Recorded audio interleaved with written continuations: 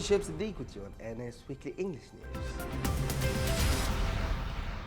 The Secretary General of Organization of Islamic Cooperation (OIC), Dr. Yusuf Ahmad Al Uthaymeen, has instructed the OIC Permanent Mission in New York, Geneva and Brussels to convey emergency meeting of the permanent representative of OIC member state to address the crisis situation that is being faced by the Rohingya Muslim minority in Myanmar. The Secretary General has repeatedly condemned the renewed repression and violations of human rights of the Rohingya minority in Myanmar and stated that the OIC Charter mandates the organization to assist Muslim minorities in communities outside the member state to preserve their dignity, culture and religious identity. The organization has hope with the recent restoration of democracy in Myanmar, operation against Rohingya Muslim citizens could be ended, that they could be able to enjoy equal rights and freedom. Regretfully, this has not been the case. The Myanmar government must recognize that its position in the international community does not only come with opportunities but also come with responsibilities.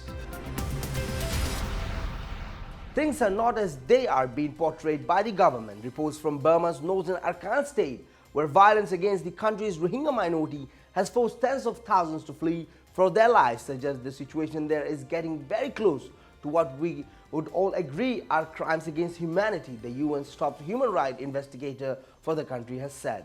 I'm getting reports from the inside of the country and from neighboring places too that the things are not as they are being portrayed by the government. We're seeing a lot of very graphic and very disturbing photos and video clips. Young Healy, the UN Special Rapporteur on the human rights in the country, told Time. Burma has imposed a lockdown on the affected areas as it conducts what it's called clearance operations following an attack on the 3 border guard posts in early October. 9 policemen were killed in the attack, which the Burmese authorities blame on the Islamist militias. But fears have been growing for the million-strong Rohingya people who live in the area amid allegation of the rape, extrajudicial killing and the torturing of Rohingya villagers by the Burmese army, which denies the claims. Human Rights Watch, an international human rights organization, said on Tuesday that the army in Myanmar burned 1,500 houses at least, which belongs to Rohingya minority in Arakan state torn apart by the conflict. The new finding refutes the Burmese military and government's claims that the Rohingya militias were responsible for burning down their own homes, said Brad Adams, Asia Director of Human Rights Watch. The satellite imagery and eyewitness interviews clearly point the finger at the military for setting this building ablaze. He said Human Rights Watch, the new photographs taken by the satellite have shown a systematic destruction of buildings in villages in 3 cases, after it was reported that the government forces came under attack in the region, suggesting that the fire arson was in retaliation.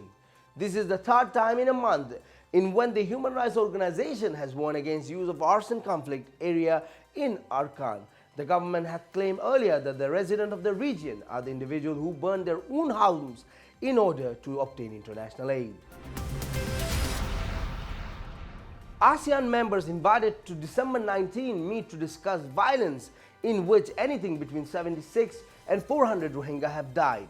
Myanmar has invited foreign ministers from Southeast Asian nations for talk in an effort to reduce regional concern over a situation in Western Arakan state in which anything from 76 to 400 Rohingya Muslims have been killed. A military crackdown in Arakan that followed October 9 attacks on police station has raised concern among ASEAN, Association of Southeast Asian Nation countries, especially in predominantly Muslim Malaysia and Indonesia.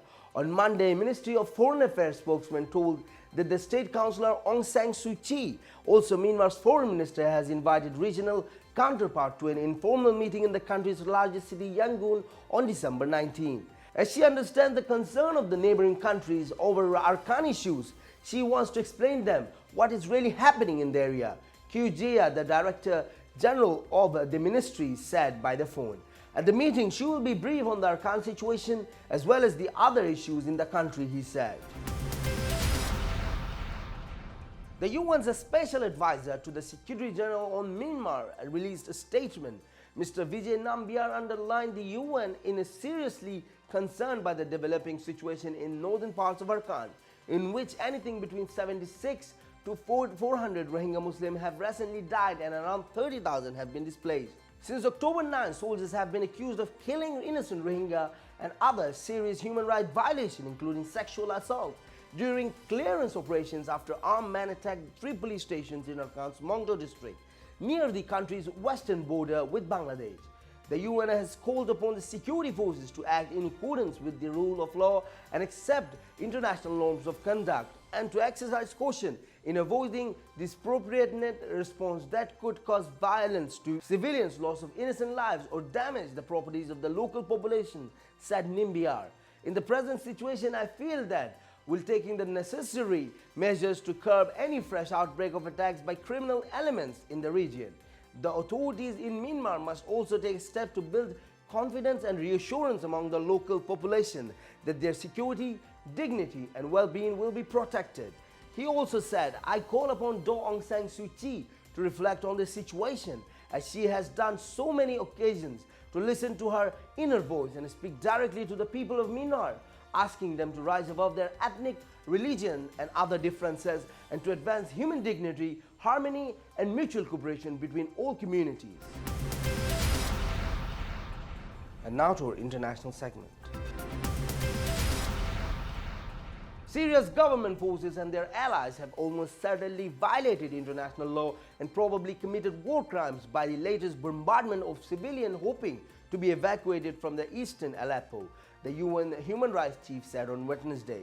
The Syrian government has a clear responsibility to ensure its people are safe and is probably failing to take this opportunity to do so, UN High Commissioner for Human Rights Zeid Ra'ad al-Hussein said in a statement. The government of Syria is also obliged under the international law to provide medical assistance to all sick and wounded people, civilian and fighters alike, he said. He added that he has appealed that the deal to evacuate many thousands of civilians from the eastern Aleppo appeared to have collapsed, and said it was outrageously cruel that the hope of survival had been snatched away from them. An evacuation of besieged rebel district was announced late on Tuesday, but did not go ahead as planned early on Wednesday after Iran, one of the President Bashar al-Assad's main backers, imposed new conditions, saying it wanted rebels to allow the simultaneous evacuation of 2 Shiite villages. A ceasefire that had conceded with the news of evacuation plan broke down and fighting raged again in Aleppo on Wednesday. Thank you for watching this Ship Siddiq. Hope to see you very soon with more news.